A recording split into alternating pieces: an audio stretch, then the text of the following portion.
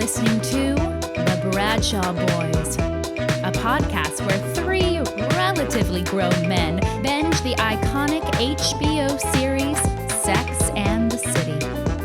So dust off those DVDs and grab yourself a white wine or even a Cosmopolitan and settle in. Take it away, boys.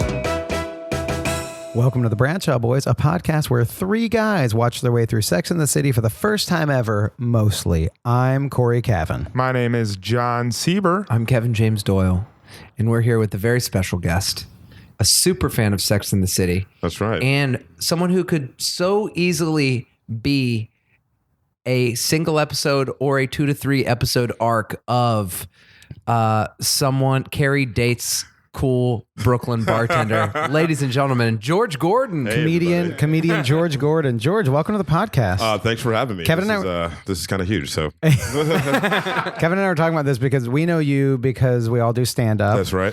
And you've lived in the city for a pretty long time now. 13 years. Okay. And so 13 years, you've done stand up. You also are a bartender. That's right. But I would consider you, like, people have day jobs, but I would consider you a bartender that is actually like, we've never talked about this except that I've been to your bar a bunch of times. I feel like you actually enjoy being a bartender and you're also a very good bartender. Like, I feel like I was thinking about this yesterday. You couldn't be more wrong. I'm just kidding. Never mind. No. George hates it. I think I'm okay with the act of bartending. It's just getting there. I'm just sort of like, bartending. But once I get there, I'm fine. Well, let me ask you this, because I actually thought about this today. If you didn't need the money, would you be one of those kind of bartenders that it was like, I'll work a shift every 2 weeks or something like that, just because you enjoy being there? I could be very No, wrong. I think so. Like I hear that like Tim Robbins, who owns a bar, will sometimes just pop in and just bartend. Yeah. Like if I was like super famous to just show up and bartend one day, I would love to do that. That would be kind of amazing. Because I feel like you work at a really good beer bar. You want to say the bar that you work at? Yeah, absolutely. I work at the Double Windsor, which is an amazing beer bar. It's a great beer bar. And they also have some great food. The food's great. Yeah, I ate there all the time. That's the reason why I'm so fat. But you're also really good. Like you know a lot about music, and so you'll make playlists for the bar. I just feel like you're like a very good curator of those things. Yeah, I mean, like I like to have stuff for everybody. So if 90s hip hop is in your jam, wait, there'll be some Yola Tango. And if that's not your jam, wait, I'll have some Drake for you. So I think I want to have something for everybody. And they're like, oh yeah, Crowded House. I forget how good this song was. Like, what, such a great band. Then followed up with some Talk Talk. I was like, oh my God, Talk Talk. It's just like, no, there's a method to my madness. I'll hear something and I'll just like it. And I'll just. Do you draw the line though? Are you like, I will not play Travis Tritt? Like, is that his name? The country singer? I won't play that. I'll play some country though. There are some country songs that I kind of mess with, and there's some country music singers who I like a lot, but I'm trying to think who I wouldn't play.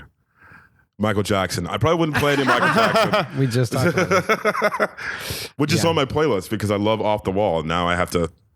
Ryan Adams had to skip past a Ryan Adams song the other day. I was like, you can't play "Come Pick Me Up" anymore. Can't play that anymore, and I love that song. Well, you have I follow a Spotify playlist of yours. Oh, right on. That I think me and you and Kevin hung out at a bar called Freddy's one night after a stand-up show. Oh, that's right. And we all talked about, it was us and Brendan McLaughlin, who's another stand-up. Yeah. And we all talked about shout out to Brendan McLaughlin, and shout out to Trump Comedy Nerd on Twitter. Follow. It's so funny. It's so funny. It's his Twitter account, and it's Trump as like an insider comedy person, and it's freaking hilarious.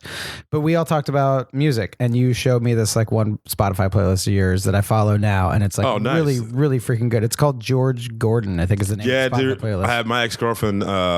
Shout out.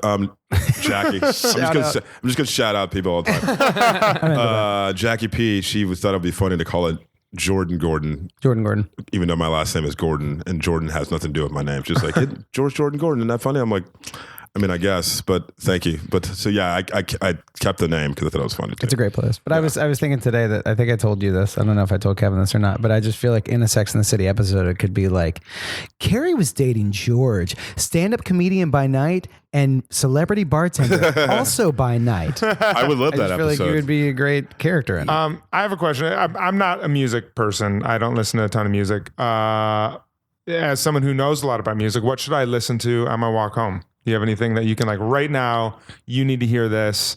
You probably haven't heard of it. Listen to this. Do you know, I've been really, really interested in liking like late 70s New York stuff. So I've like rediscovered the Modern Lovers and Television. Great. And I just think Watching this, television? not the band band Television, because like got your cable box out and just yeah, watching. I'm wearing a WKRP in Cincinnati. No, I've been like kind of really, really enjoying that genre of music or that scene, because it's like downtown New York, kind of dirty. Like New York is kind of like an edgy place. Yeah. And they've got these art house bands and musicians. In fact, I think one of the members of Television is in the Talking Heads. Oh, awesome. So like they're all kind of related, but like, I'm sorry, one of the members of Modern Lovers was in Talking Heads. Okay. I pulled up my Spotify. I got Television. That's First thing that comes up is Marquee Moon. Is that the number one? Marquee Moon. Yeah, it's a phenomenal record. And if you look at the record, just the cover of the album, it looks like something that was shot from 2005. It's like, and it's an album from 78. Yeah. Wow. Yeah, no, it's a phenomenal record. Yeah. There's 10-minute songs and It doesn't just sound like anything. it doesn't sound like anything. Yeah. Those guys were really, really on some other things. So like I've really, really enjoyed listening to Modern Lovers and Cool. Jonathan Richman, and he's, to some folks who maybe not into music but have seen There's Something About Mary, he's the guy that does the voiceover. He does all those like guitar songs in there. and Got it. Jonathan Richman. Yeah, and Awesome. I've really, really been enjoying that. Cool. Modern Lovers are That's awesome. what I'm going to do on my way home. Thank you. There you Yeah, go. That's awesome. absolutely. So wait, since we're on New York bands, and I feel like me, you, and Cory have had tons of like late nights just talking about that, but about music in New York. And so to keep it on Sex and the City, it's like that's this snapshot of like this world that doesn't exist anymore because because New York from 5 years ago doesn't exist anymore. You know what I mean? So what would you say like did you watch Sex and the City before you came to New York? I did, yeah. So I think the reason why I got into it, because like Sex and the City came on Sunday nights on HBO, either before or after The Sopranos, and that was just a great time to be watching TV. And it was like back to back. So if I remember correctly, it was like Sex and the City, The Sopranos, and the show that takes place in LA about Entourage? dying. No, about dying. 6 Feet Under? Yeah, I think Yeah, that's 6 Feet all Under. right around the same time. That's insane. Yeah, no, I mean, Yeah, they're there's just Taxi killing Cab it. Confessions. Yeah. Real Set. I'm just kidding. Yeah. I mean, I watched that too, but then I think it starts to air like probably like my second or third year in college, and it was just like an event. Yeah. So like, and it was TV that you had to see, and they had nudity, so it was like it was enough for me. I was like done and done and done. Yeah. So then when you moved here, what was it? What were some of your expectations, and what has changed since living here for like 13 years? Well, I think when I first moved here, New York law was starting to lose a sense of danger that like they kind of bring up in Sex and the City, but you see more of in like those 80s movies that you love. Like even like Crocodile Dundee has like that scene in which like, that's not a knife, this is a knife, that sort of thing. And I don't think I remember there was a New York Times article that was saying that like Sex and the City may even kind of ruin New York, because it was like all these people who had watched the show had these expectations of what it was going to be like when they first moved here, and they're going to get this apartment on like 77th and whatever. And they would have this great writing gig, or they would be like everybody else in the show. And it was like, well, it's not quite like that. Yeah. Unfortunately, like I'm not saying it ruined New York, but because a lot of things have some changes. But I sort of wished that it was like there was like a sense of danger. Yeah. And maybe it's out in Bushwick, I don't know. But like there's parts of New York you were just like, whoa. But then again, if somebody told you 20 years ago, just like, hey, it'd be a great place to live, would be in Chelsea, you'd be like, where the fuck are you serious? Right. Yeah. And in the show, that's where she ends up moving. Like later on in the series, you guys haven't seen this episode. We haven't seen it yet. But she moves to the warehouse district. Yeah. Well, we saw that. Yeah, we saw Samantha move to meatpacking. Oh, that's moving to right. She moved to meatpacking. meatpacking, yeah. But It's like- you're right. Back then, that was probably like, oh yeah, It who's was like she moving was there? like worried about ruining her new shoes by stepping in butcher blood, Right. and now it's like you're worried about getting punched in the face by European fist pumping. Like, When we were talking about this late the other night, but it's like it's easy to be like everything's different now and New York's worse, but it's like I was looking at the list of all the comedy shows and all of the open mics in the city, and I was just like, all of the best shows are happening in Brooklyn. They're in Bushwick now, yeah. Yeah, which is unfortunate. And it's like, Well, not really, but It's unfortunate because we live in this part of Brooklyn. No, it's it's like like- it's a I freaking think- pain to get out there. I was talking to somebody about this. It's like, I guess like 10, 11 years ago, you could actually, if you were part of that sort of alt scene, you could walk to Mo Pickens, Rafifi, and another venue. And those are all like, Blocks away. they're from also blocks away from each other. And you kind of have like a sister community that way. And maybe there's a couple other venues that were added to that. But now you have to, if like you want to do, it was like maybe you're booked at like Union Hall, but then you also have a show in Bushwick. There's some things that gets kind of lost there because it was kind of neat to be able to walk these other shows and like hang out. Well, there was even a thing that it wasn't stand up, but it was like when there was UCB and then the first Pit Theater. This is going like so inside the comedy thing, but like UCB, Pit, and then the Magnet. And I remember people used to always refer to that as the Improv District because they were all like 5 blocks from each other. And then all the commercial agents places were all around there. Yeah. So you would just run into comedy people, and if like Alec Baldwin was dropping into UCB to do monologues for an improv show, you would like see him walk in and stuff like that. Yeah, and it's amazing. But but that's spread out now. it's unfortunate because I guess they're now TD Banks or whatever. That's true. I'm not going to be nostalgic. It's America's about New York most City. convenient bank.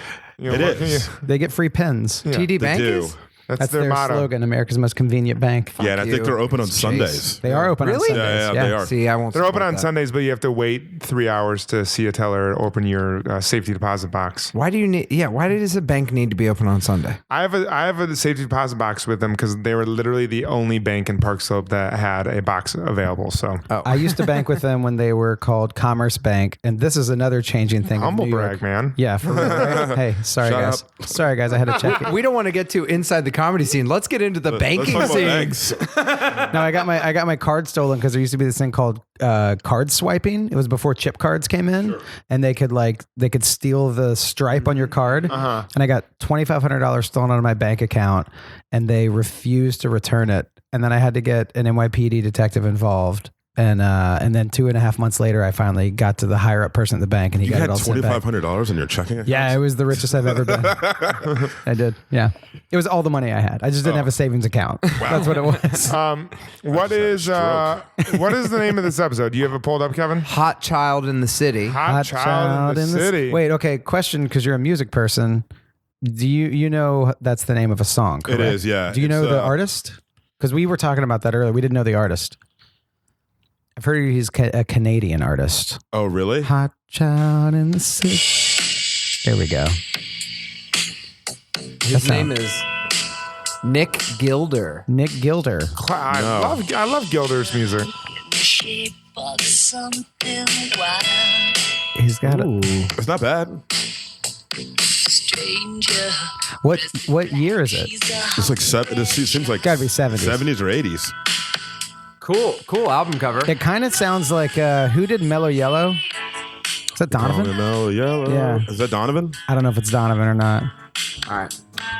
I don't know what year. All I don't know right. Well, we'll go watch Hot Child in the City, and We'll be talk back. about Yeah. it. All right. Awesome. Okay. We'll be back. Perfect. Episode 45 Hot Child in the City. Carrie dates a hunky comic book store owner who still lives with his parents. Miranda gets braces. Charlotte is shocked when she catches the supposedly impotent Trey masturbating.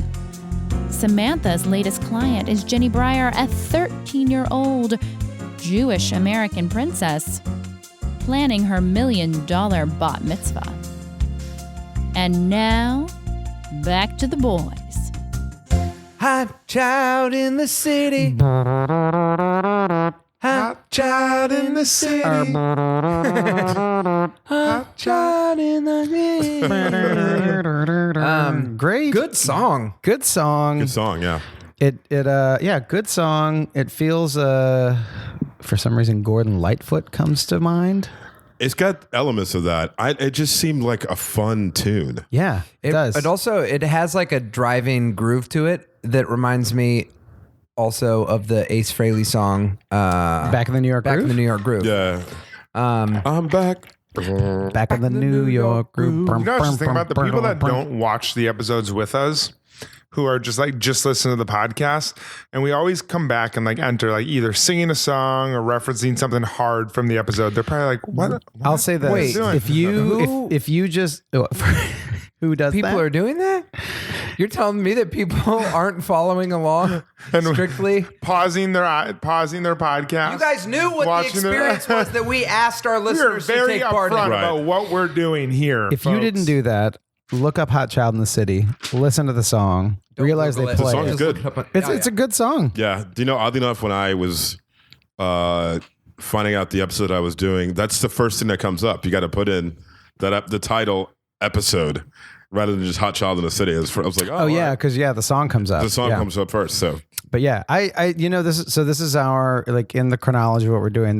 We've been in LA for 2 episodes. So this is our first back in New York episode. Mm-hmm. It felt like for all of us that lived in New York for a while, it did feel like a pretty New York episode because it's like summer in the city. Yep. And Carrie's walking around St. Mark's. I don't know. It felt like a pretty New York episode. I liked it. Yeah, I'll do a quick recap. Do your recap real quick. The through line is, are we 34 going on 14? She talks about, when you're 14, all you want is beer, but when you're 30, all you want to be is carded. So as a play on being a kid again, Carrie ends up dating a comic book store owner who still lives with his parents, and hilarity ensues when they smoke pot and he gets in trouble.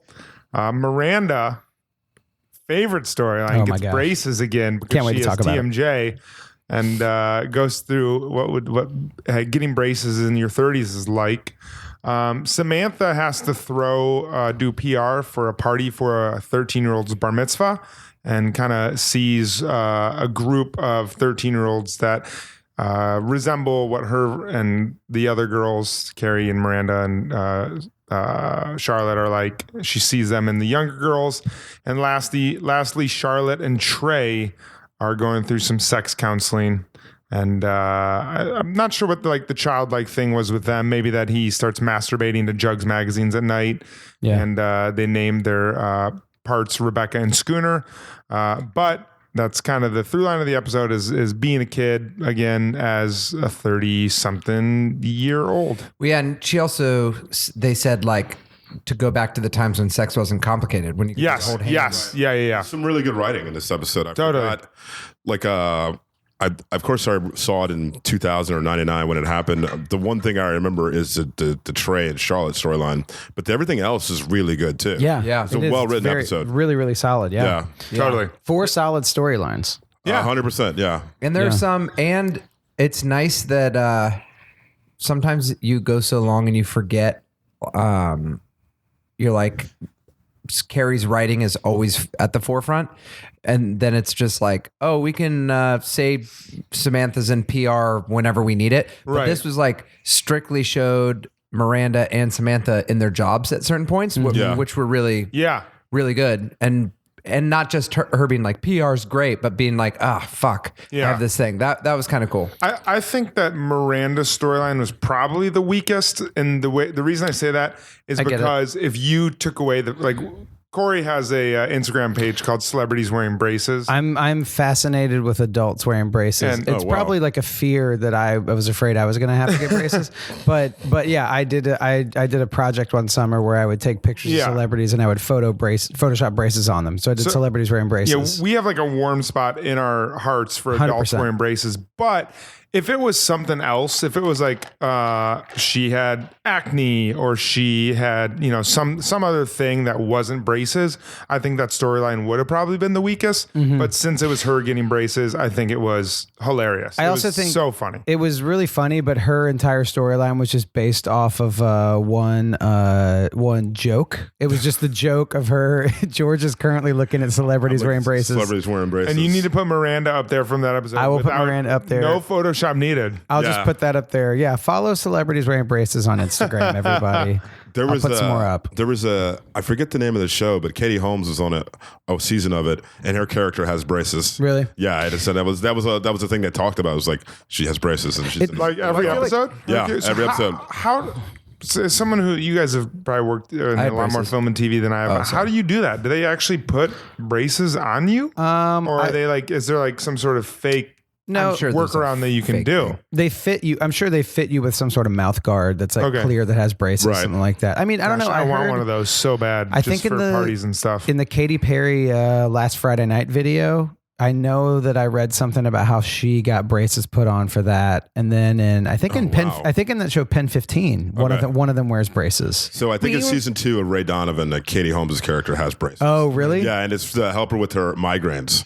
Oh, okay. Which that kind of makes sense because Miranda had it for TMJ in this Right. one. I have been waking up the past like month with like if I yawn in the morning too hard, like the side of my mouth goes nuts. And so I'm wondering if I've been getting some TMJ. Oh it- man, well, I it can't might wait be- for you to get braces again. Oh, It's gonna dude. be, it's gonna make your comedy special so much more fun. You have nice am teeth. Am I enough of a celebrity that I could be on your Instagram page, Cory? If I get braces, could I? Listen, I'll Why say not? this: Why not? the Instagram page is me photoshopping braces on people, so all 4 of us could be on there. I'll just Okay. Photoshop braces on all of us. I would love that. Yeah. Well, I think it was okay. She's been getting a lot of just like, okay, hot dog guy flirts with her. Right. She's been getting those, but this was a good one because I think there are actual stakes to it. Yeah. So, like, you wanted that date to go well, and that was super cringeworthy. Right. yeah. And Because she had then- all this stuff stuck in her braces. Right. and then her in her office. So as much as it was just like, what if this happened? It was like, there are more stakes to it than. Yeah. Right. And she's like in a spot where that was a big thing for her to ask out a guy.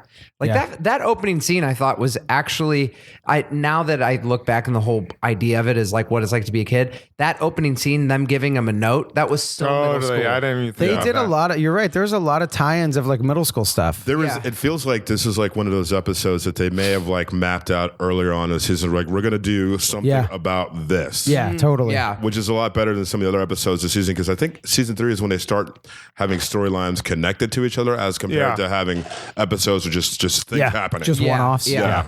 And Yeah. this is an episode that even though it advanced one storyline, Charlotte's storyline, everything else was just things happening. And I think Yeah. that's when it was at its best. Yeah, but it's true though. It's interesting. I didn't even now that we're talking about it, like even the Trey thing. It's like they're all going through these middle school things. He's like masturbating to porn mags, which is Yeah. totally like a middle school guy Yeah. thing.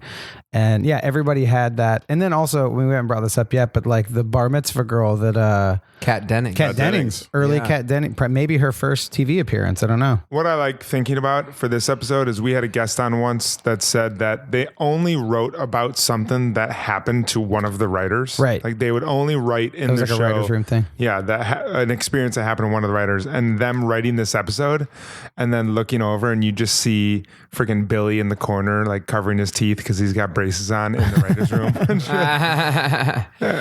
Yeah, I thought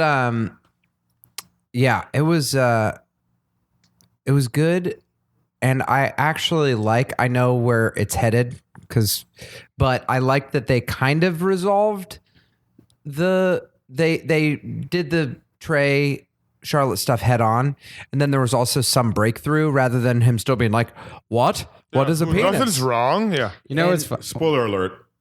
Yeah. There's a Yeah. lot wrong. Yeah. Totally. Yeah, I was wondering like what was going on. Also, it's like it's not enough for you to just look at Jugs magazine and still not fuck your wife. Right. No, totally. Yeah. Also, it is weird that like they've been having these sexual issues for a while, and now out of nowhere, he's like loudly masturbating into their bathroom sink, like I know. 20 feet away from her. Right. Right. I know. I was like, who moans while they masturbate? I fucking haven't. It's just like it's as quiet as possible, You're and it's 13. I guess. Yeah, It's when- like the through line of the show. I One of guess the things I that didn't. sticks out of my mind, I forget how great Kyle MacLachlan's hair is. Yeah. Holy hell, He's that got guy's yeah, hair. great hair. I know. It's so funny because he just has a vibe about him that is always slightly creepy. Yeah. Yeah. But he is very, very, very handsome. He's but super he's handsome. he's a tick into creep. Yeah. He's, Well- like he's not even in this. He's so much more handsome than James Spader, but it's like he definitely has like a James Spadery, like you're weird. Like there's something up with you. Yeah. What I was hoping is because the sex therapist like told them to both do their sexual fantasies, and Charlotte does her whole one about like being in like a gossamer petticoat coat and stuff. I was just hoping that his sex fantasy would just be him describing the plot of Twin Peaks. He'd be like, well, they find this girl named Laura and she's dead on the water. And she's covered in plastic. Wait, what was his fantasy? And there's a log lady. He couldn't do it. He was a respected surgeon. He can't have fantasies. Yeah, no, he was thinking about showgirls and Gina Gershon dancing on him. As was I. Yeah. You always are. What was since this is, you guys don't have to answer. What's like that thing that you, when you were in middle school, you first like started what was the thing that just wrecked you and you just masturbated to all the time? I have two things. So, this is like a cheat code for my school is actually made like, public.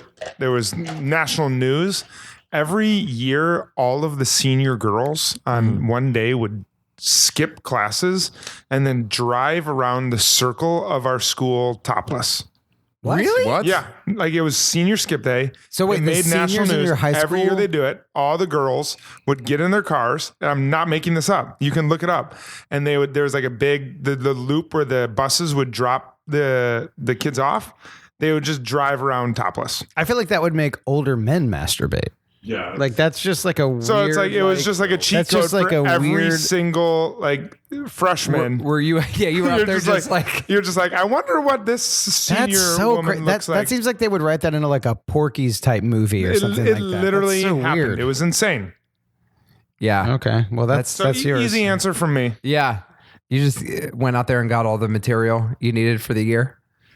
I think mine was probably just like a late 80s Playboy that I'd seen. Oh, Probably yeah, just yeah. like trying to like map that in my mind because that was like either that or like scrambled, like Channel 38 scrambled of that. trying to find that late at night. Yeah, I had an uncle who had like a total like just an insane stash of Playboys. So I think I remember seeing that at like 13 or 14. Just a also gold like mine. yeah, just like just an insane amount. Also like I've even to this day I love a well simulated sex scene in a movie.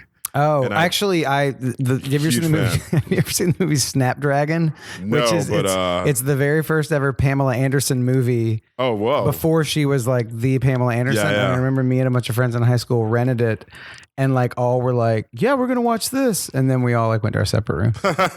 Yeah, so- Mine was I stole this Sports Illustrated from a kid down the block, Dustin. That's the Oh, first nice. thing I ever Tyra masturbated Banks. to. The Tyra Banks cover. Oh wow, I totally forgot Tyra Banks. I mean, that makes 100% was, yeah. sense, but I totally forgot about that. She had a run. I still remember the smell of that magazine because there's a certain perfume in it, and I have cool Wow. water. No, whatever it was, It it's smelled like your mom's lotion. no, but it was one of those things that it's like. Smell is like the most like memory based thing, and there was Right. like one time I was like walking through Nordstrom's or something. I smelled it. I was just like, "Oh yeah, That's bringing back some feelings. Cory, to speak of your, who someone mentioned, you mentioned Playboys, both mentioned Playboys. Yeah. I had a friend who had, his girlfriend got him a Playboy for the year or month he was born. So he had a Playboy from like September of 1980. And we were like flipping through it this last weekend. And it's like looking through one of those is really insane.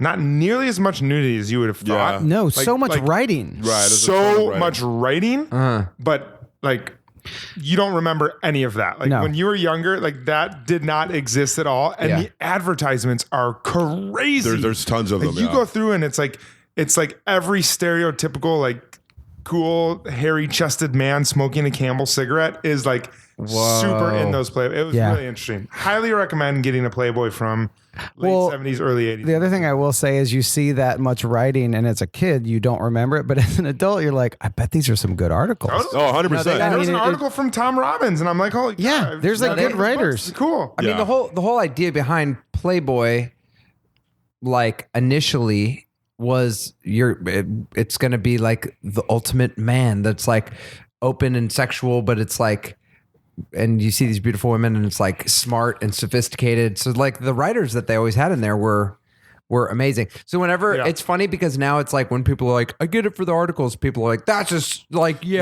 I mean, but like actually, the articles were actually pretty good. Yeah. I feel that's like such a hack joke. It's like, is it because of the articles? It's like, yes, actually. It actually, right. yeah. The nudity is just okay, but the articles are the interview portion is always somebody good. Yeah. Yeah. Also, completely. Nickelback did a Playboy interview a few years ago, and it's like there's some part of me that it's like whenever people go too hard on making fun of like Tyler Perry or certain people, I'm like, God, leave them alone. I read that article about Nickelback, and I was like, man, that dude is a fucking dick. He's such a douche.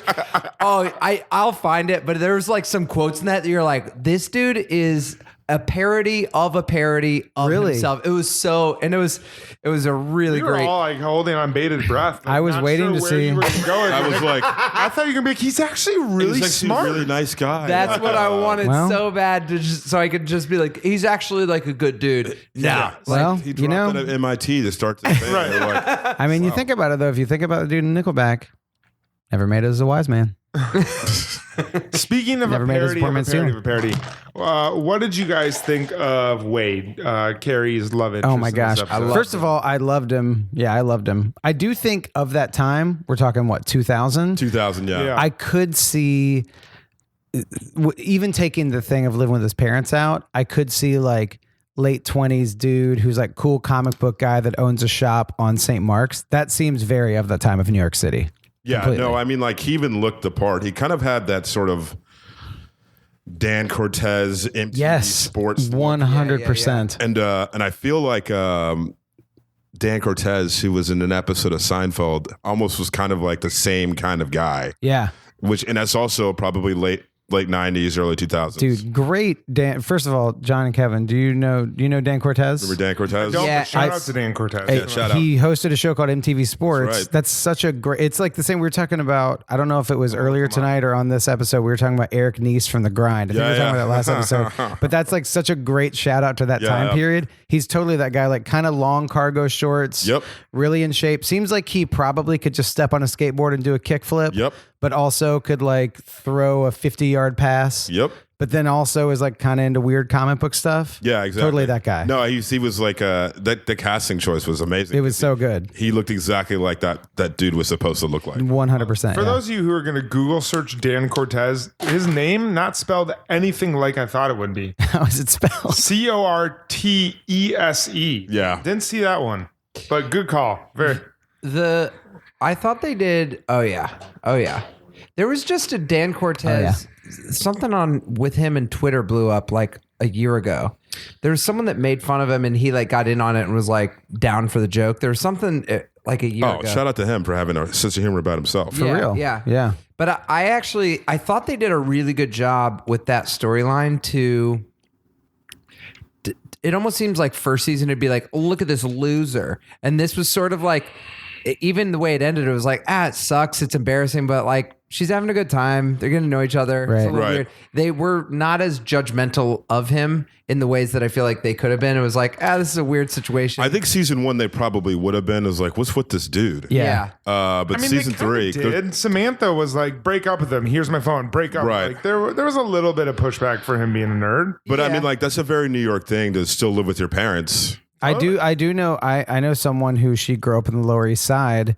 She's like in like a graduate program or something now, and like has lived with her parents part time in the past couple of years because it's like things are super expensive. She's in school and Right. she travels and stuff. Yeah, it's a very New York thing. My parents lived here and had a bedroom. I would 100% live with them. Also, that's Yeah. a thing in other countries. Like people in Spain will live with their parents till they're 30 and till they get married, just because that's like a cultural thing. Yeah, I know. I mean, I had an ex-girlfriend who her parents owned the building and her brother had an apartment in the building. It was like 3 or 4 floors. And then she lived in the room that she grew up in. She was like, why would I leave? That would be amazing. And I was like, yeah. And I was like, well, Mom's right there. I mean, whatever. Yeah. I mean, and in a way, I hated her. I was hating on it for that reason. But if Right. that had been me, I would have done the exact same thing. Yeah. I was like, Also, if you're that dude, why would you change?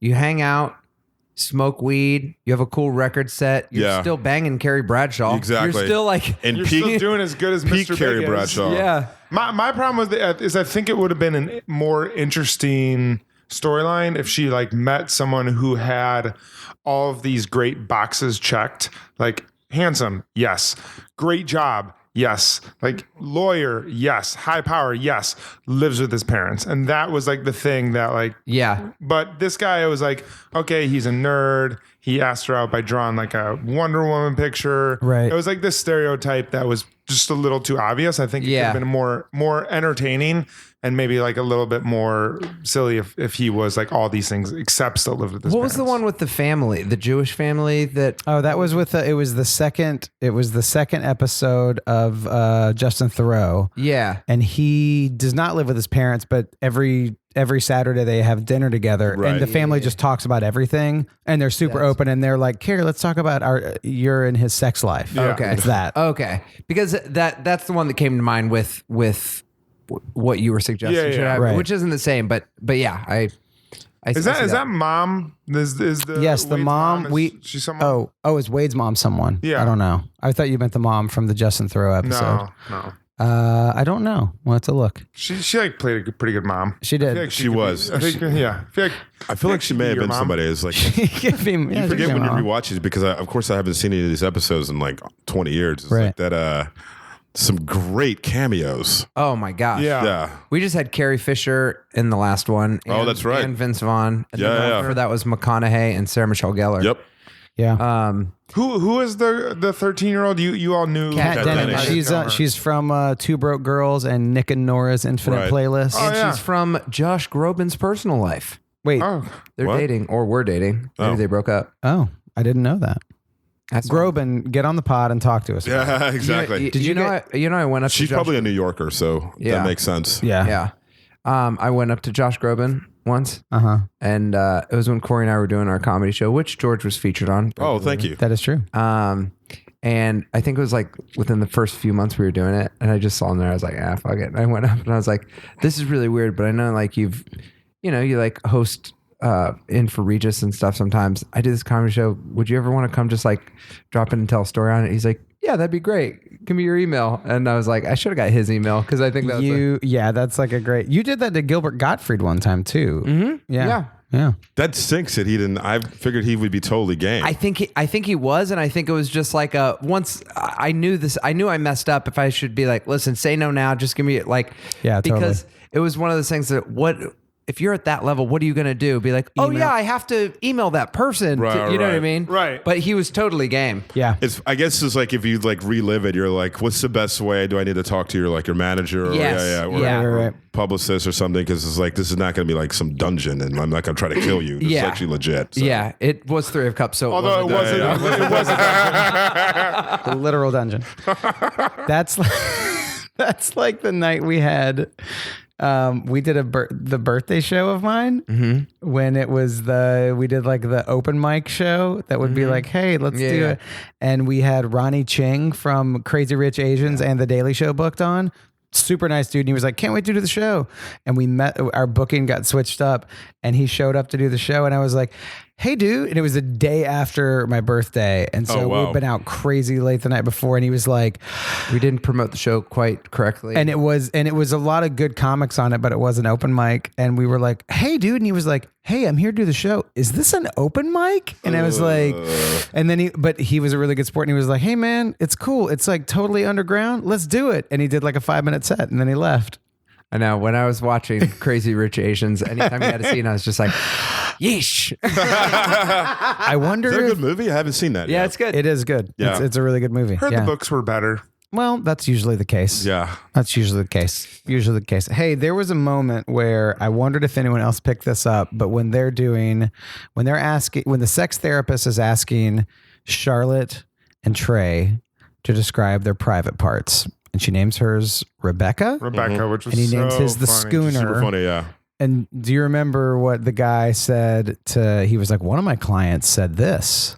He was like, one of my clients. Yes. Yeah. Oh, I remember. You remember? Did it make you think of this? He said one of my clients named his anus the chocolate starfish. Right. And I just thought about Ladies and gentlemen, introducing the chocolate starfish Oh wow. and the hot dog flavored water. Limp Bizkit, ladies and gentlemen. Yeah. And you know what the hot dog flavored water is? I Apparently? don't know what that It's is. jizz. That's what I heard. Oh, interesting. That's the worst album cover of all time. Do you know what's funny? You guys went there with that.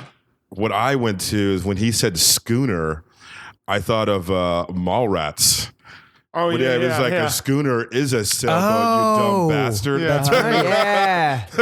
It's that magic eye, right? Yeah, it's so good. As soon as he said schooner, I was like, oh yeah, that scene with I forget that actor's name, but I love that scene in the movie. It's like ha ha ha ha. It's those pictures, the 3D pictures. You look at the Yeah. they would- if It's the Magic Eye pictures. exactly yeah. You know what? There is no Easter There is bunny. no Easter bunny. Wait, is that? Yeah. What would you name yours? We're talking about what we name our. For some reason, the first name that popped in mind was Carl. But I feel weird because we have a friend named Carl. Yeah, So I don't that's think great. That's a good one. Carl. Chad, maybe. Ooh, he's a little frat boy. Hey, a little frat boy. I would always put a little backwards hat on it. It has to be like a name. I was thinking fish sticks. Yeah, that's great. Gordon's fish sticks. Oh. Fish sticks. Do you know the Kanye episode of South Park? Oh, Yes, yes. yeah. Choker, Yeah. And yeah. It's one And of the few then that I remember and watched. he's the gay fish. Yeah. Yeah. Yeah. Yeah, well, mine would be my I don't know. I'm thinking of an Apple thing, like iPod and something, a play on an iPod. Okay. I don't know. Mini disc. My mini disc. I don't know. I have no idea.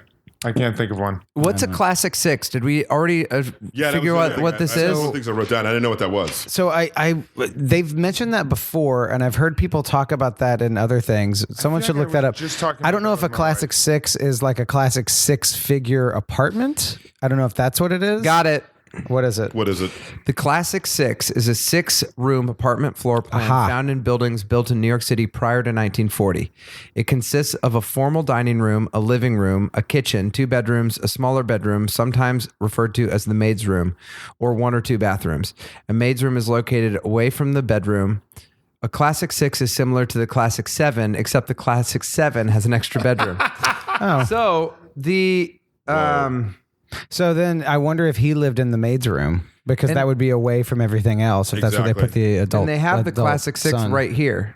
They have Oh, they have the floor like plan. the floor plan. Oh, wow. That makes sense though. I've heard about that. I mean, a classic six. That's crazy that there's that many bedrooms in any apartment in New York City. I'm on Zillow right now seeing how much you can get a classic 6 for. Look up a good classic six. I bet Whoa. it's going to cost Classic 7 figures. It says Yeah, there's one $30 on million. It says there's one on 20 West 84th Street for 1.6. No. 20 West 84th. Is Here that we on the go. west side or It's the east looking side? like 8 million, 14 million in Gramercy, Jeez. 21 million Central Park West. So I got to move some things around, but I think I might be able to afford that. just throwing that out there. I wonder what a classic six would cost in Brooklyn, is that such a thing? I was gonna say like what's a classic six in Flatbush or in They gotta be out in there. Lowlands. totally. I'm sure, yeah. I mean, like when I remember when those are probably 1.6. I remember when I lived at 140th and Broadway in Harlem, and we had like a renovated 2-bedroom apartment, but there was a family that had been there forever that like grandma lived in the building with them, and they had like a super deep like 5 or 6 bedroom apartment. Wow. There was like an old school pre-war thing apartment like that. So I feel like those exist in just old buildings too. It's just old apartments. Yeah. And they probably cost a freaking ton of money because everything does in New York. What I mean, I guess you know, but it's like how much longer before they get divorced? Who, Trey and In Charlotte? Yeah, or they'll probably get it annulled if they never have sex. You can just get it annulled. Is that true? Yeah. that is true, yeah. And it's only been a month. I think that I don't know if there's a time limit on annulments, but they've only been married a month I right just now. don't get what his like. I don't get what his deal is. I don't know why he's so. Does he actually? Defensive Do you about think it, he like- actually loves her? I can't tell if it's an intellectual thing, because then he was talking about being a surgeon, which in all that we've known Trey, he hasn't talked about his job a whole lot yet. Yeah, he's a surgeon from a rich family too, so he's like kind of. He definitely has deal. like mom issues. He kind of does, stuff. Yeah. Oh, you guys haven't met her yet. No, we know did. Bunny. We did Okay, right Bunny. before they got married, but like, Yeah. Yeah, I we met don't. Bunny. I don't get why he's like so not. He's just so closed. I wanted to talk about it. That's. I just remember. Yeah, you met Bunny prenup. Yeah. Prenup. That's a good episode. Oh, yeah. Yeah, Oh, yeah. Charlotte like really stands up in that one. This is okay. Don't mean to knock the show, but part of me wonders either it's like brilliant how he's written, because it's like you want to know what's going on with this person, Right. or if it's like they're not doing a good enough job to like answer it head on. In this episode, it was nice, but it's like I need to understand more what's going What's on his rather deal? than him just be crazy and her just be like, what's his name? Trey. Trey. I'm like, there's so much good stuff to get deep in there besides just being like, you should get a platinum robot in your dick. And so it's But nice. she's trying everything. She's like She was trying everything. I will say that's a pretty invasive method. I don't know if it was just the time, but it would be like, we're going to put an implant into your penis. What other like what else can she do? Well, they She's did been, group like- therapy. She's like, we're doing. Yeah, I mean, I feel like she's really giving it her all. She She's is. Like, is it me? Yeah. What is it? I'm putting stamps on your cock. I'm telling you, like, Speaking of which, we're sponsored by Stamps.cock. Stamps.cock, everybody. but Anyway, she's trying all these things, and he's just being like so unwilling. He's not even participating in therapy. But that's where I'm saying it's good in some ways, and then in other ways I'm like, would this be more interesting if there's some engagement with it? That it's like, what's the problem? Do you not love her? Are you gay, or are you cheating on her, or or you're like non-sexual. He did say, I'm not that, a very but then- sexual person, but then he started jerking off to Jugs magazines. yeah. So it's got to be something. He's poorly written or just not written well at all, because he's not a part of the four. The four is the show, and then Right. what happens to them, and not what happens to the people that they're with. That's really true. You're right. Yeah. He's never really around them. No. So I don't know if that's by design, or if you're right, if that's not really written.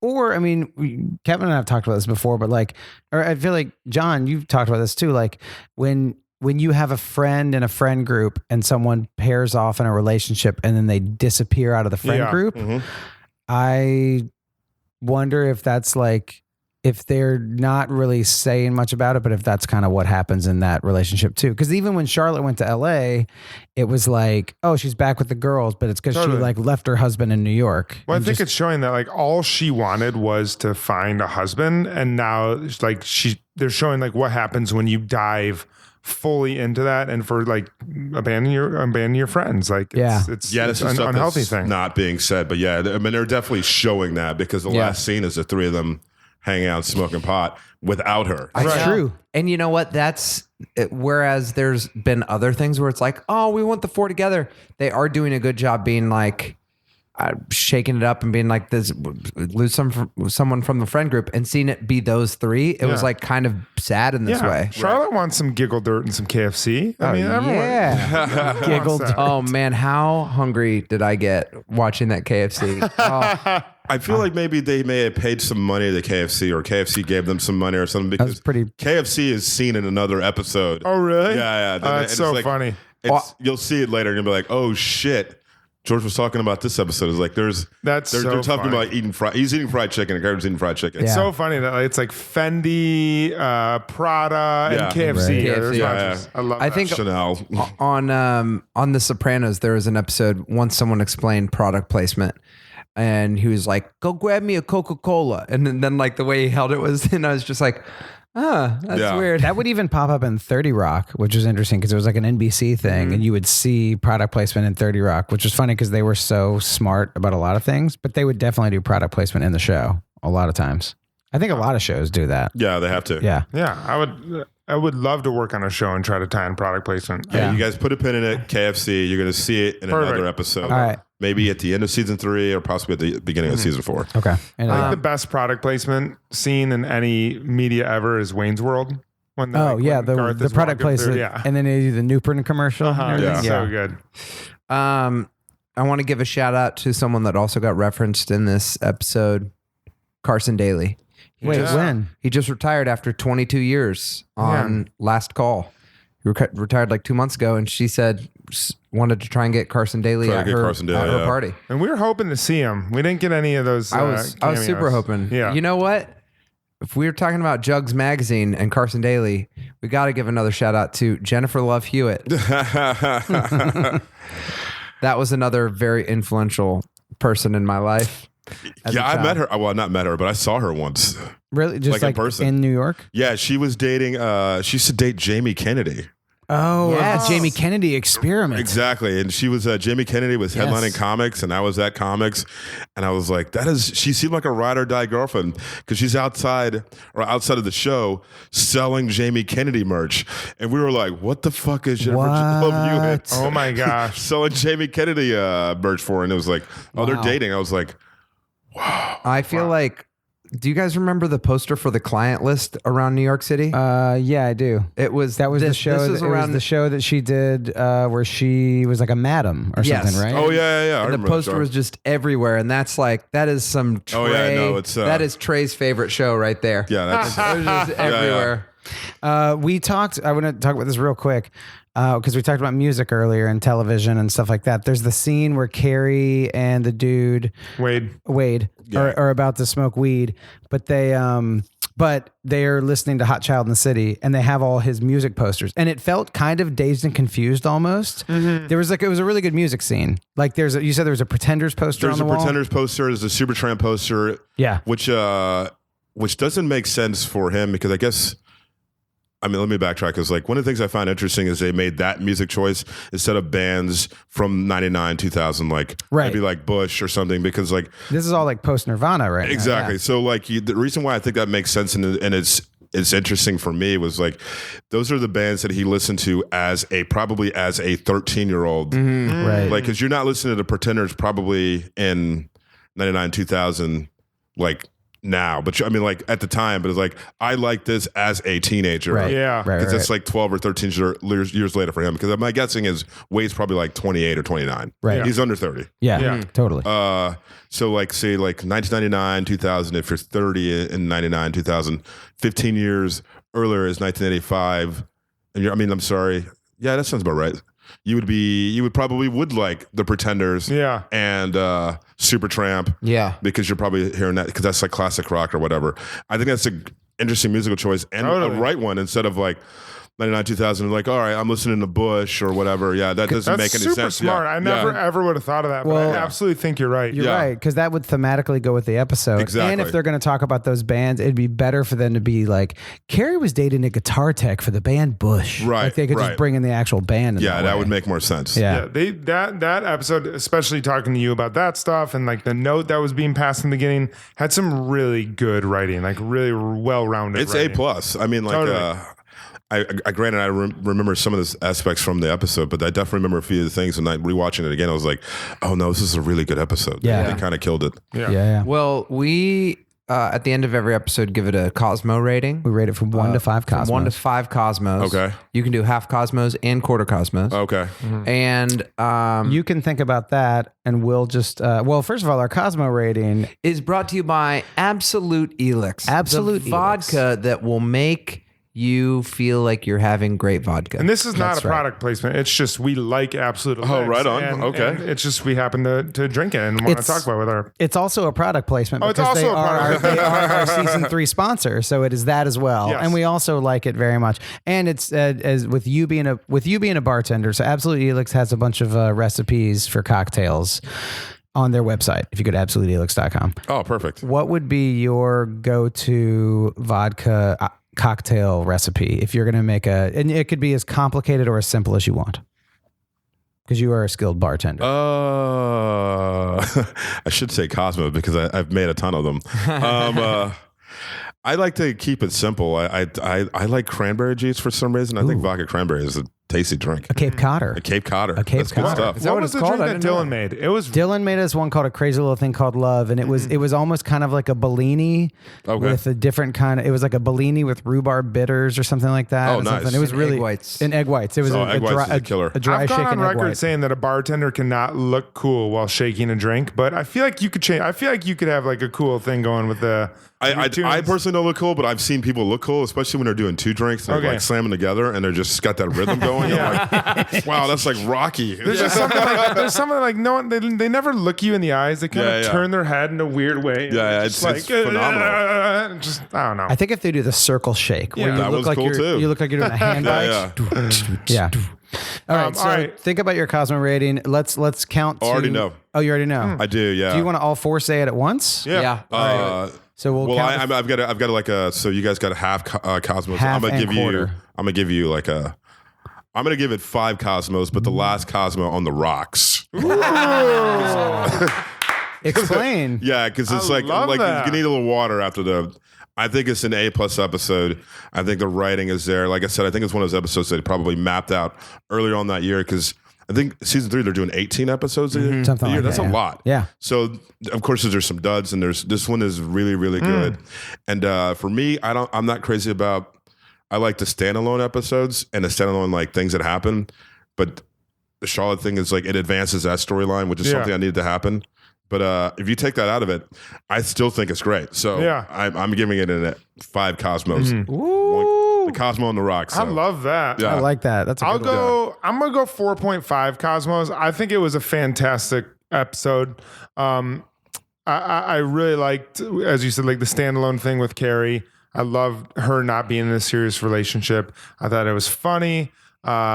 I really, really like something we didn't talk on when Samantha actually gets a little introspective. She's usually so just like, okay, like I'm gonna do, and like when she actually can stop and reflect, it's like a different side of her that's really fun to watch. Yeah. And seeing her actually like drop some really great wisdom bombs, like, I was handing out candy at a Dairy Queen, but that was actually a really good childhood. Yeah. That like really made me pumped for her that she could think about that and kind of tell those 13-year-olds to pump the brakes. You have your whole life to be a woman. So I really like that. The Charlotte thing is starting to drag a little bit for me right now, which is like the only reason I kind of docked at some points.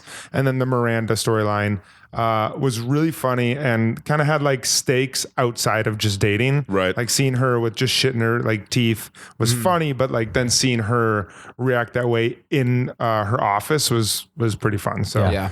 awesome episode. Amazing episode. I think if the Charlotte storyline was like a little bit more exciting, I definitely would have given it a 5 as well. Yeah, I'm going to go 4.5, 4.5 Cosmos as well. I think after those 2 LA episodes, the second LA one was better than the first. But I feel like it's like one, good to be back in New York. I think that one thing that is really fun is having Carrie have these one-off guy episodes that usually went to Totally. like Charlotte Absolutely. and people. It's like way more fun, and you get to see a lot of it because she's a main character.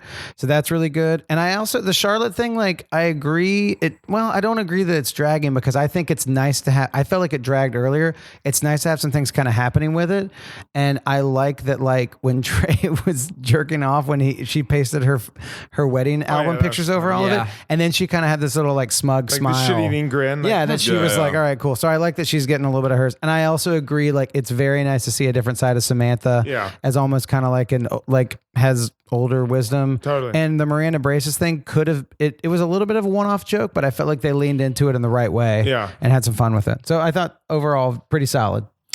I am, because I would not want to be left out of this moment, I'm going to give it 4.5 Cosmos. wow, we all, is this the first time the three of us have agreed on an episode? If it's not the first, it's like the second. But I'm glad I was here for history then. I know you were. I was going to say 4.25, but then I also was like, no, that's not the case. Like I loved it. I was in my head about it because I gave a 5 recently and I was like, I don't want to go too high, but this episode was like sheer enjoyment the whole way through. Yeah. And it was like when you like going back to a season 1 type aesthetic or of the type the writing was, but they're so sharp now. Yeah. And everybody they were just in the zone. And I feel like the subtleties of like the music Totally. and of the Yeah. note and of tying in, like everybody was right in that. And then the person that was kind of,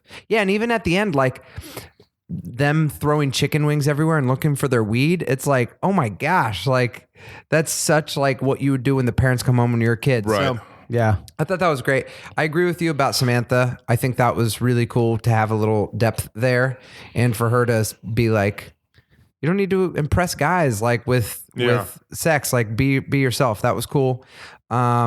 And yeah, I just thought it was a wonderful episode. Yeah. The question I guess I have for you guys, because for me, I have them ranked. I rank them differently for each episode. How would you rank each one of them in this episode?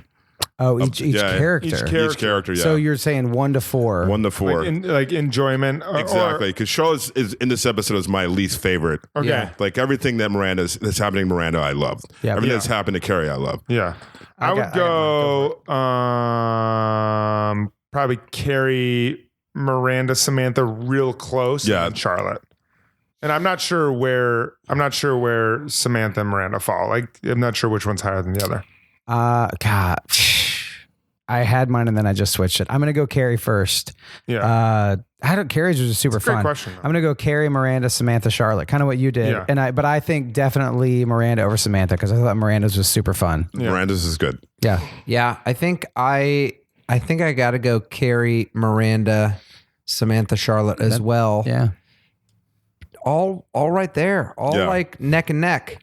And I thought like what an actual well-rounded character, like the comic book guy that you're like, man, seemed like a real person, not just Yeah. like, what if she dates a doof who works Right, at a right. place? It was like, oh shit, we went on a journey with that guy. We liked him. No, I knew that guy in 99, 2000. Yeah. Yeah, the 2 earrings, the long hair. No, the Racer X T-shirts, which ended up making a comeback in like the late 90s. I remember seeing, oddly enough, Method Man with one of those, and I was like, I gotta have one of those T-shirts. Yeah. No, it was like that was. He was A+. I just hope he still has his magic cards because they're worth a lot of money. Well, now. it's also funny because he was like, no one's buying comics, and it's like that entire subculture has shifted now. Yeah. Yeah, no, I think it had a good run. I think it did okay. I think it's still on that run. Yeah, I think so too. Well, everyone, thanks for listening. George, thanks for being here. George, Thank you so much. George, where can we find you on social media? And I know you have a stand-up album that is recently released too. Yeah, my album is called Your Good Friend, and it's YOUR. Good friend. It's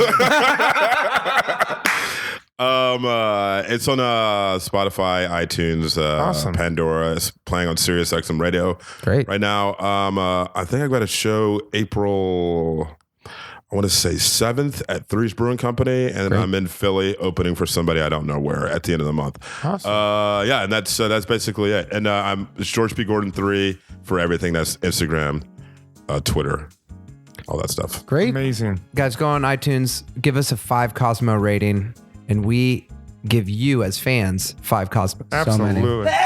Kevin just sneezed. That was God good. bless you, Out Kevin. sneezing. Gazoon tight. Guys, check out our Patreon too for some great episodes replying to your emails, and we will talk to you guys soon. Thanks, George. Thank you. Bye. The Bradshaw Boys stars Cory Cavin, Jon Sieber, and Kevin James Doyle. The show is produced by Jeremy L. Balon. For more information on the guys, check out their website at bradshawboys.com, on social media at The Bradshaw Boys, and if you see them in the street, tip your glass. Thanks for listening.